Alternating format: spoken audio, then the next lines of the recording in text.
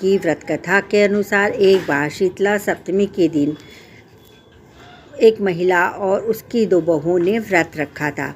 सप्तमी के दिन सभी को बासी खाना खाना होता है, लेकिन भोजन पहले ही पका लिया गया था।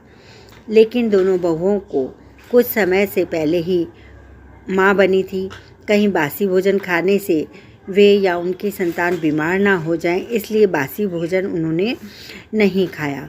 अपनी सास के साथ माता शीतला की पूजा अर्चना के बाद के लिए बनाए जा रहे भोजन के बाद अपने लिए भी रोटी सेक कर खा ली। सास के भोजन ग्रहण करने के आग्रह पर दोनों ने उन्हें टाल दिया। इस कृत्य से माता कुपित हो गई और उन दोनों के नवजात शिशुओं की मृत्यु हो गई। जब सास को सच्चाई पता चली तो उसने दोनों को घर से निकाल दिया। दोनों अपने शिशुओं के शव लिए दर दर भटकने लगी। थक कर आराम करने के लिए बरगद के पास रुक गई।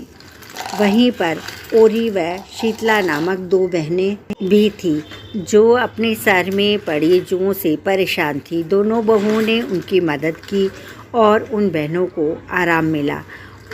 उन्होंने बहुओं को आशीर्वाद दिया कि तुम्हारी गोद फिर से भर जाएगी।